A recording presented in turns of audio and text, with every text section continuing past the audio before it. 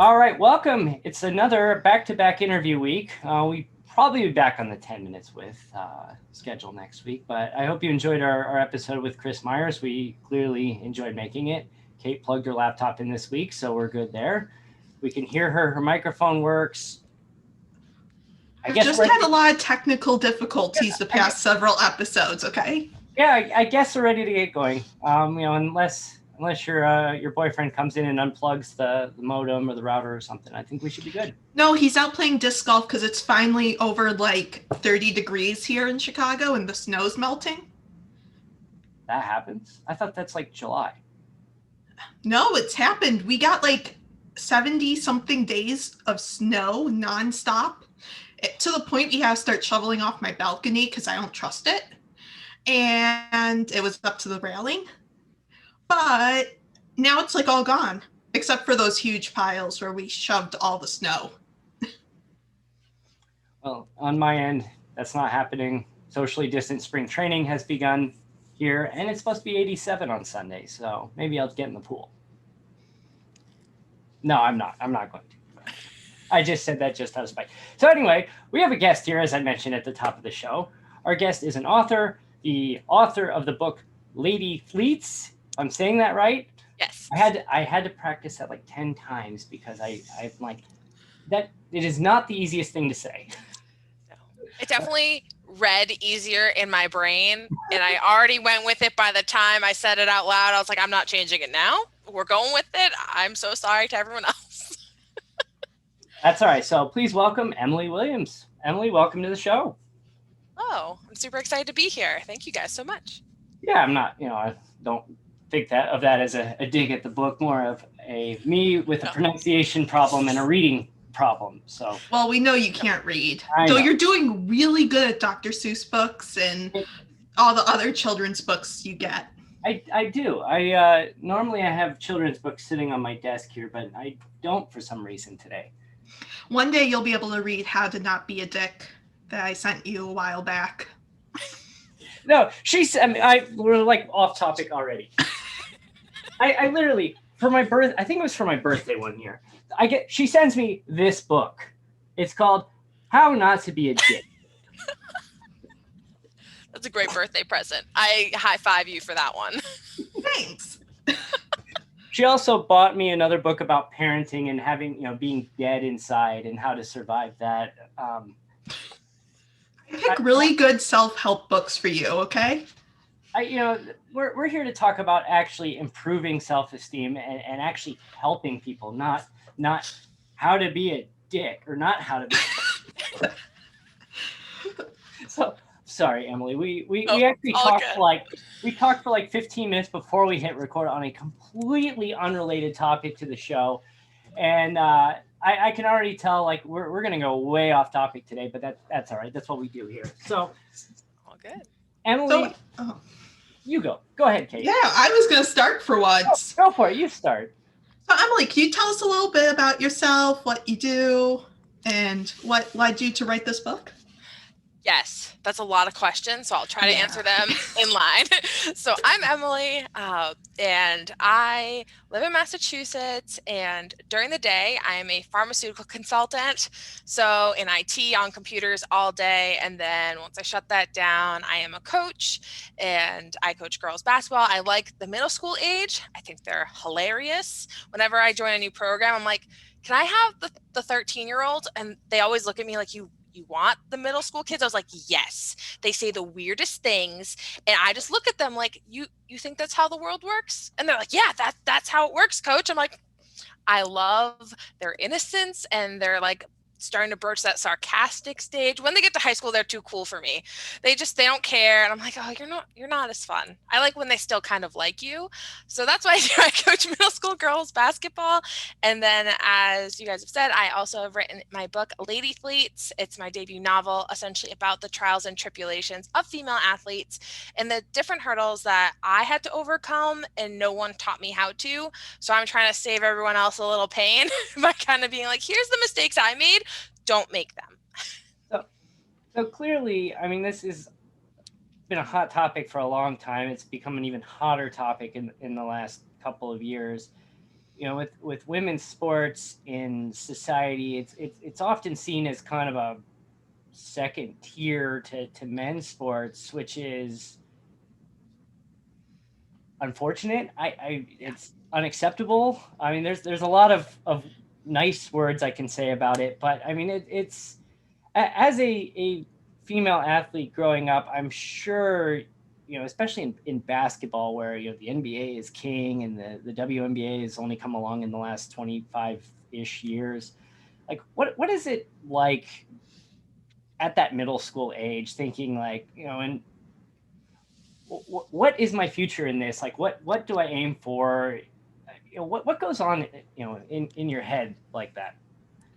It is a lot, because in your brain you're thinking, I'll play sports through high school. If that, I might end after middle school. I remember I had this moment in 8th grade of, do I want to continue basketball or do I want to do something else?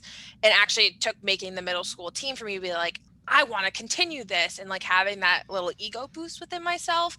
But you see it and you feel it, that where do I go from here? Because it's not televised, it's not talked about, and it's not something I could even, I mean, when I was in middle school, YouTube was just starting to pick up. So it's not like something you could go watch on YouTube or go watch elsewhere.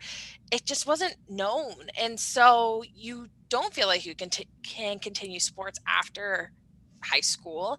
And the other side of it, even if as an athlete, you don't know if you can be a part of sports in other facets, because that's all jobs the boys do.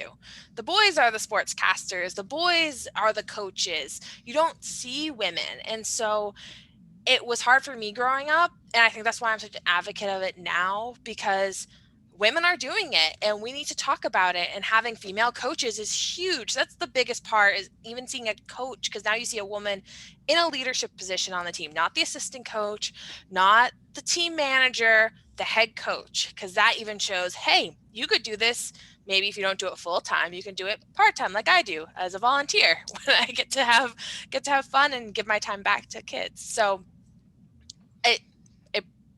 it took me seeing, I don't know if you watched American Idol, there was a girl, Ayla Brown, who played basketball for Boston College, and she was on American Idol. And I remember having this eureka moment of, I can do basketball after school, like after I become an adult. Like, it was this moment of, wait, there's someone like me on TV who loves singing, though I'm tone deaf, who loves basketball, who loves all the things I do, and she's doing these cool things.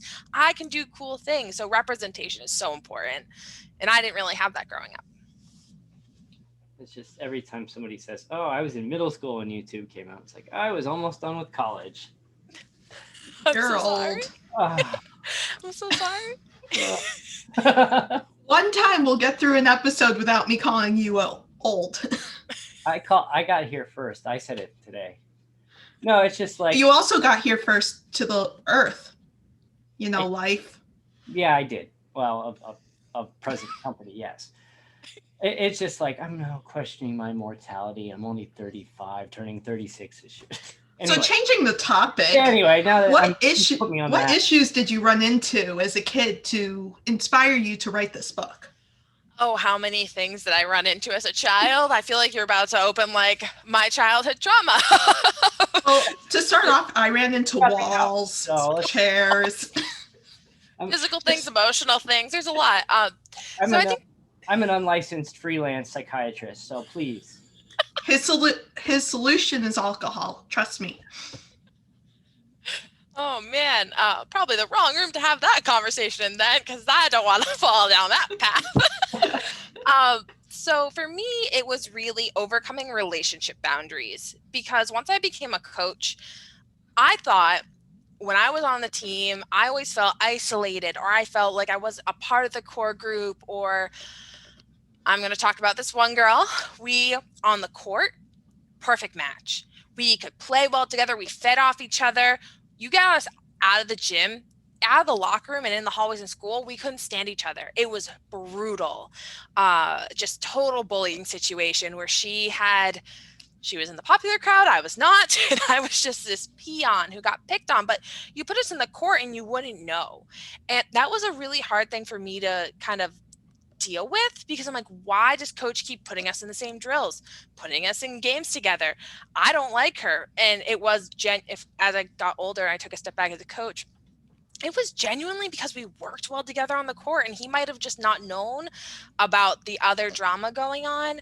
So when I became a coach, I was working with girls and I noticed some similar female behavior where there's some cliques going on or just some maybe subtle like bullying happening. And it might have been my own fault because it essentially was between my starters and my second line where this started happening. My top six became these great friends and they fed off each other. And then my bottom six did not, like, they fed off each other. But then when you put them together, it was brutal. And I remember having to take, I think, an hour and a half of time being like, we're going to be nice to each other for the next hour and a half. And we're going to break down whatever's happening because I'm going to call you out on it because I lived through that. I lived through it and it was awful. And not having an adult confront it, I think just totally changed my experience. But I think after that hour and a half, they all became friends. I noticed there was a total different demeanor across the team. So when COVID happened, this honestly, my book is because of COVID, which is like my silver lining to the situation. COVID happened, I couldn't coach anymore. My whole world just shut down in that aspect. I'm at home and I'm talking with a colleague after work about all the things I would love to be doing. I would love to be coaching. I'd be love to working with my players. I'm just like, I love these lessons I would teach them. And we're just having this conversation. And she's like, you have a lot to say about this. And I'm like, yeah, I do have a lot to say about this. And I think through the experience of, I didn't have a resource. I was reading Judy Blume. I was reading these books from older generations that I just didn't resonate with me. It's on my how to deal with life. I was like, what if I wrote a book to be like, here's how you deal with this? That's more modern and more in tune with today's world than where are you, God? It's me, Margaret. Because I don't think that fits in with 2021 anymore. So I remember those books. Oh man, I remember when my mom handed me this book. She's like, I read this. You'll learn a lot from it. And I read it and I'm like, this makes no sense to my day anymore. Yeah.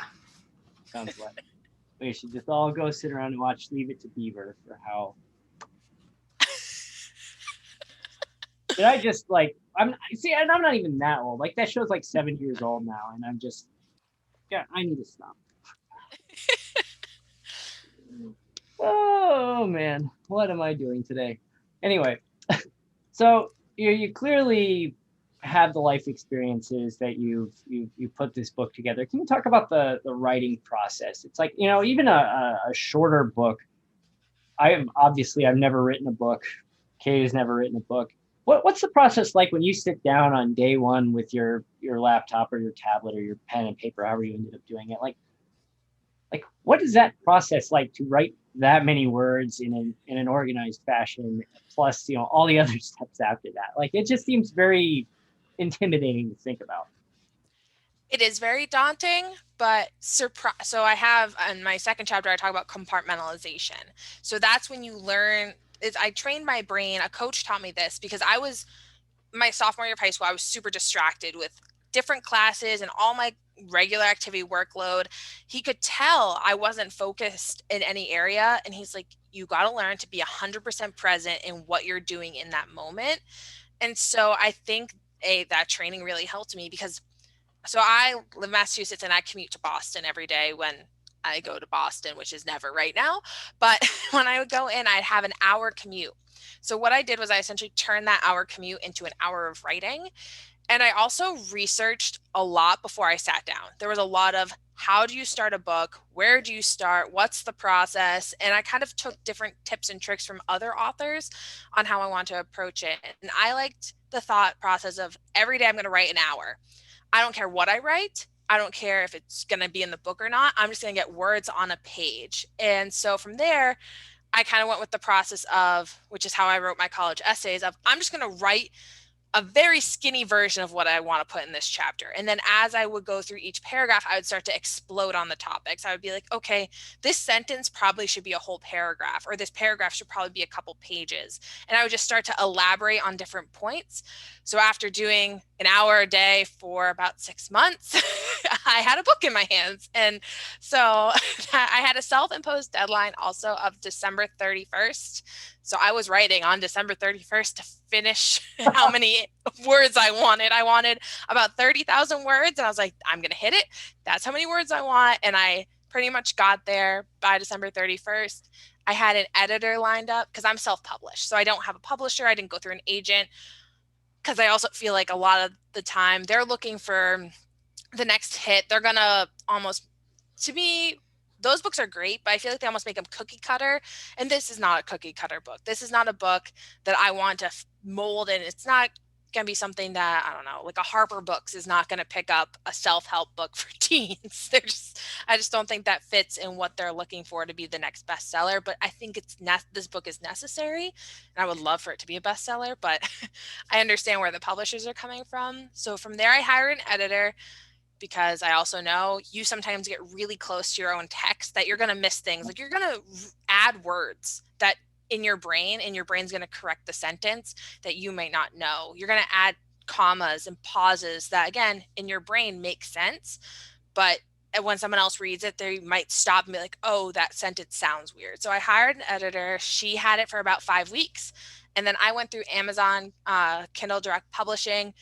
I liked Amazon because they are the global conglomerate they are, and they have a lot of options that can get on Kindle, which is what everyone uses. They have some deals with some other places to eventually do extended distribution. So I felt for my first book, it was the right path to go down. Plus, they give you a free ISBN. And I don't want to pay like $150 for an ISBN.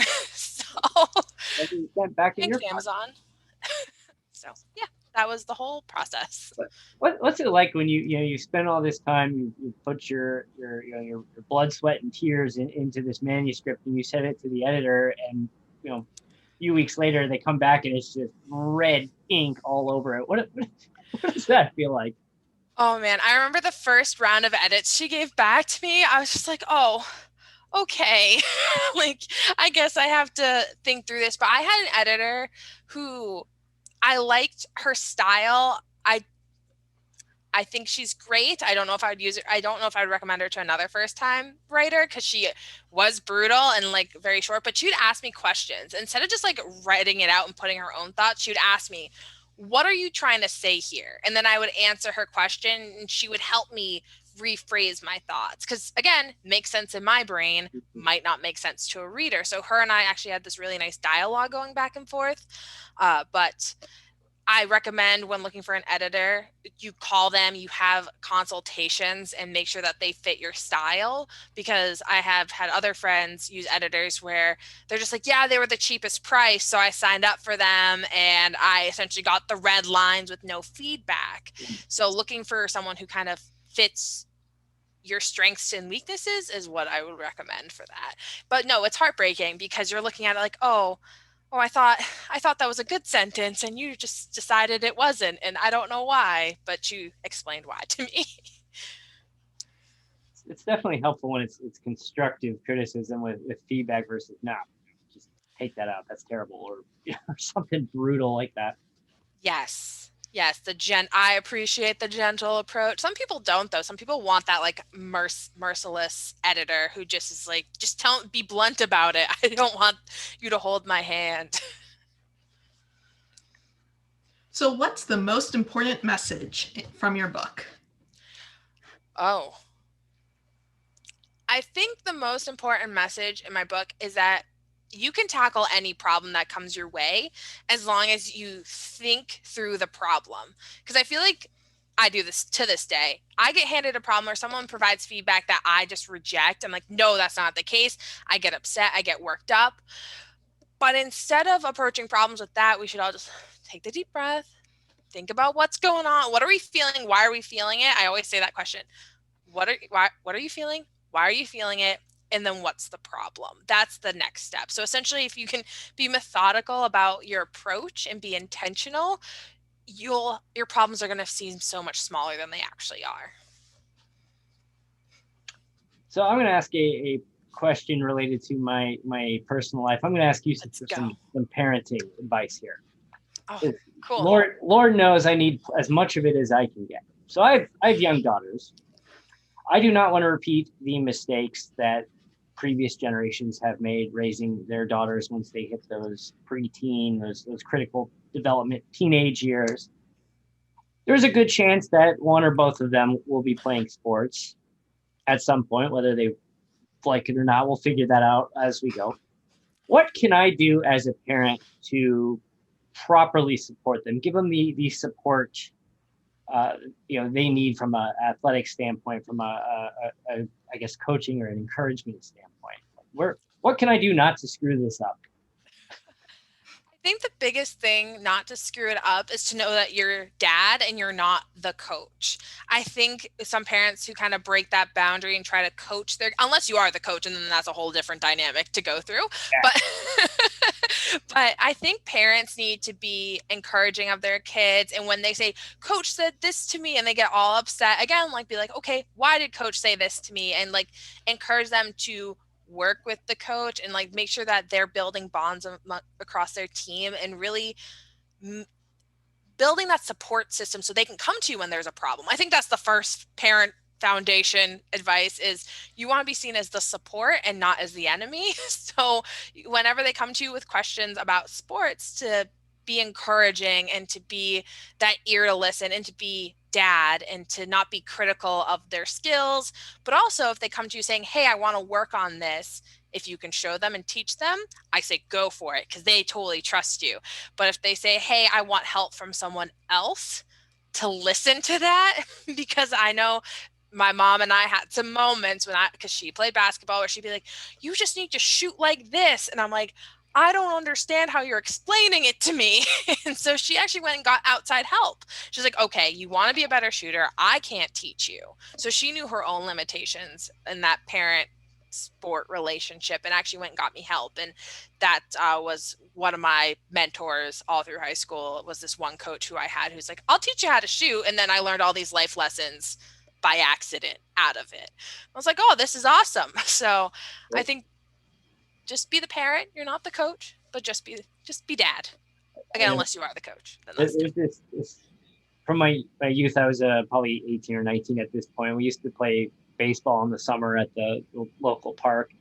And one time we were out there, we got this guy we called Coach Dad. We saw him a couple of times, and he was like the stereotypical wrong way of handling how you're supposed to be like coaching your kid. And this kid was probably 10, 11 years old, baseball pitcher, and they were on a little league field. And the dad is batting and just like cranking home runs off of his 10-year-old kid. Oh, that breaks my heart. That's not, he's 10. And he's just cranking and he's yelling at him about his set and his wind up. He's like, you tipped it off again. What is wrong with you? And just like, you are seriously the worst parent I think I've ever seen. Did he have the white New Balances? Did he? With the big wide leg 90s bleach jeans? Please tell me the answer is yes. He didn't have down to that level. But I do remember one time he cranked one onto our field and he came over there. He's like, yep, I got a hold of that one. And my buddy's like, yeah, cool. You hit a home run off of a 10-year-old. I'm impressed. I can just imagine him with the white New Balances and how we just described him. It probably was. Hat. He has the hat. Yeah, for sure. Yeah. Yes. It's like the old fisherman cap. Yeah, that's basically it. So, real quick, speaking of children, I hear them screaming in the background. This will be fun in a little bit, but from a larger perspective of women in sports, what do you see as the biggest challenge today as far as, I guess, mainstreaming women's sports, getting it up to the level of respect that it deserves? Oh, so I think there's so many layers to that question. I think there's a societal view on women's sports. I mean, look at our national soccer team. They win championships. They go out there and kill the game. All exactly. They kill it every time. And they're not funded the way the men's team is. And when's the last time the men won? I don't even remember off the top. Yeah, exactly. Have they won? Yeah, exactly. They haven't won. They didn't even qualify for the last World Cup. I mean, But did they win? Yeah, no. They won from their couch. Yeah, it's like, you don't exactly have the hardest path into the World Cup. Like, this is the United States. This country prioritizes money into sports like no other country. Exactly. And you can't find 15 to 18 men to compete with, like, Trinidad and Tobago. I mean, it's, no offense to those countries, but they don't have millions and millions and billions of dollars being pumped into their programs. Like, exactly. It's embarrassing. And then you have the women come out and it's like, hey, look, the women won again. And this kind of like, but yeah, it shouldn't be. Like, this is a big deal. Like, this is a big deal, and it's just not treated as one for the reason you said. Yeah, and so I think that's a societal view. And then also, as I said, we don't talk about it. It's not like the Super Bowl is almost like an international holiday at this point. The American men's football big game, everyone talks about it, everyone knows about it, and it's just because of the way our country's run. It is a capitalist country, so our dollars talk. And so I think and I think this is the blessing of social media, is right now people are talking about women's sports, people are getting their voices out there, they are bringing up the conversation. So now, I don't know if you saw the Together new media outlet created by four, I know Super is one of them, I can't remember the other off the top of my head. Now I feel like a failure in all of this. Yeah, I'm blanking too. Yeah, so there's 4 women who are now starting a whole new media company. So this is great. These women who've had the opportunity to play and get some funding behind a media company for women in sports. This is the kind of conversations we need to have. And it almost reminds me, so as I said, I'm a pharmaceutical consultant during the day. I benefited from the women in STEM movement 15 years ago when that conversation started and really started to snowball. Because when I was in 5th, 6th grade, we had Girls in Science Day, where we would go to Worcester Polytechnic Institute and have this whole day and learn about all the jobs you can do in science. My degree is in math. I would not have probably gotten a degree in math if I didn't have these programs and this dialogue and this support by these big companies to really push this. So I think we're finally getting there where we recognize dollars talk. Let's start putting some money into this. Let's start backing it up. And I think we're kind of on that snowball. We're talking about it. Now people are starting to buy into it. And I believe it's going to get there from that streaming perspective. I mean, Twitch is doing tons of stuff with women in sports. The NWSL. Exactly. So I think it's just going to start snowballing and really turn into this giant movement. And I'm excited to be on like the brink of that. But where I sit in that middle school age group, and there's still a giant gap between girls and boys. Girls are 6 times more likely to drop out of sports than boys in that like 13 to 16 range. And that's depressing. Why are girls dropping out? And it's because they're not motivated to continue. They don't have that belief. So what I'm trying to do is really make sure, because if we can keep those girls in sports, then we'll have more players to pick when we get to that professional stage. When we start highlighting it, there'll be more girls in it and more girls believing in themselves. Because without the players, without girls knowing that they can go do this, we're not going to have the teams to keep this movement and this momentum going. Good answer. I have to say, sorry, DJ, I'm going to talk today. So when I was in college, I went to a majority guy school, okay? I remember being a freshman and someone walked up to me and was like, hey, do you play softball? I'm like, no. And they're like, do you want to? We have a spot on our team. And I'm like, no. But that's how little people played sports. Or women played sports at my college. Oh, wow. I had the opposite experience. I wanted to be a sports statistician. And there was a boy who also wanted to be a sports statistician. And I was essentially told I couldn't do that. And I was like, my brain was didn't think about it till I was a little older. Like, why did he say that? Oh, it was because I'm a girl. That's why I can't do it. And he could do it. So I had the opposite moment. No, it's unbelievable. I mean, real well. I guess it is believable, but I mean, it's good that like we're finally seeing that initial momentum, and as you mentioned, Twitch. I think these streaming platforms and opening up, finding time when it was we have 5-10 cable channels. Now it's like I can pull out my phone, I can watch on YouTube, I can watch on Twitch for free. It's like it's going to be a big help in driving viewership and interest and ultimately demand. Yeah, and the other aspect of it is change doesn't happen overnight. And I am a firm believer in we can look at the past to make changes for the future, but we shouldn't look at the past and complain that it didn't happen back then. We shouldn't look at the past and be like, why was it this way? Well, we should understand why it was, but we shouldn't get upset and wrapped up in that and get angry about it. We should be like, okay, this is what happened in the past. This is why it happened. What can we do today to make it better for tomorrow? That's how I kind of view life. It keeps me happier that way, because I used to be the opposite, where I just get angry about things that happen to me. Again, that whole childhood trauma thing I was talking about. When you get stuck in that, I think that mentality of I need to fix the past, you can't. But we have to know about the past to make it better for the future. Yeah, that's a great mindset. I mean, it took me about 10 years when I was a senior in high school. I put a penalty kick over the goal during a playoff game. You hit the dinosaur? That's what? Were you upset about that for 10 years? I was upset about, I mean, not like 10 straight years, but every time I'd think about playing soccer, I'd play rec ball, and I'm like, man, I still can't believe I put the ball over the crossbar there. Like, it's one of those things where never miss over the crossbar. Yeah. It was just but yeah, it's like you can't change the past, you can only learn from it. Yes, actually, it's funny because I had a moment like that. My first year on varsity, or technically sick, I was called up sophomore year, so I'm a junior on varsity. It's supposed to be like my year.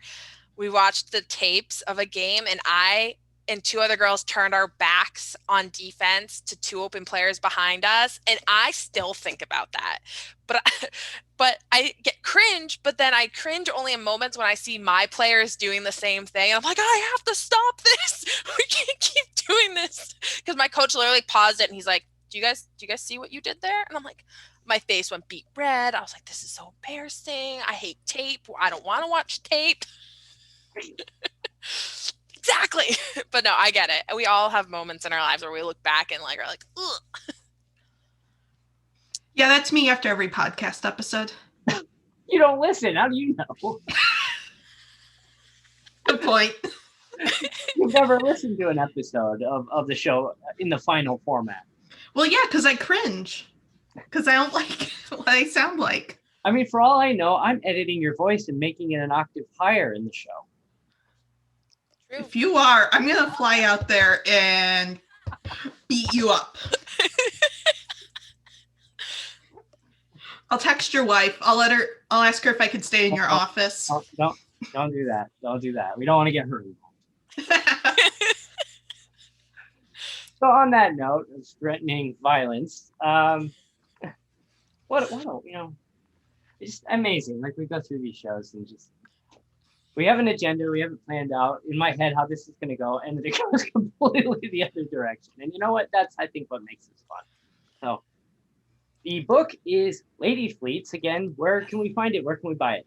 You can get it on Amazon.com. They have paperback and Kindle formats. And if you're a member of Kindle Unlimited, it is free to you, which is great. I love that option because I am also a Kindle Unlimited person, so I benefit from that myself.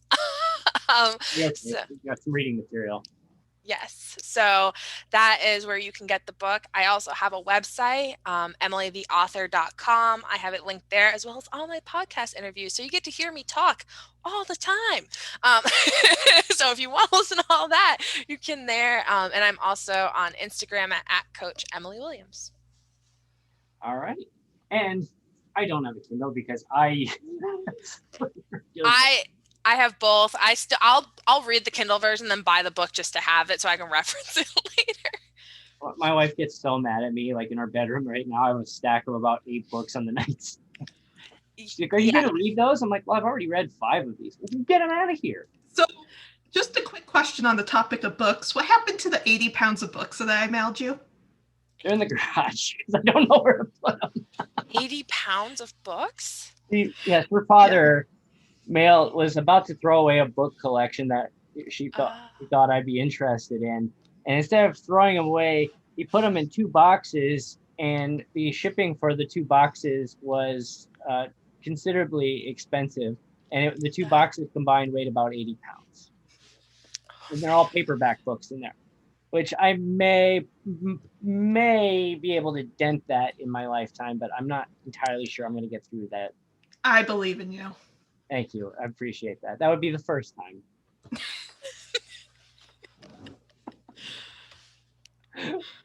Anyway, on that note, again, Emily, thank you for being on this wacky, insane, crazy FM morning radio show, because that's kind of what it felt like. I have to ask before we go off the air here, is this the craziest interview you've been on yet? It's